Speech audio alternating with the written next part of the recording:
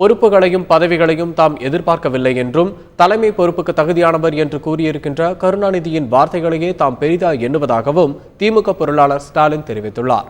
வேலூரில் நமக்கு நாமே விடியல் மீட்பு பயணத்தை மேற்கொண்ட ஸ்டாலின் வணிகர்கள், அரசு பணியாளர்கள், விவசாயிகள் உள்ளிட்ட பல்வேறு தரப்பினரை சந்தித்து குறைகளை கேட்டறிந்தார்.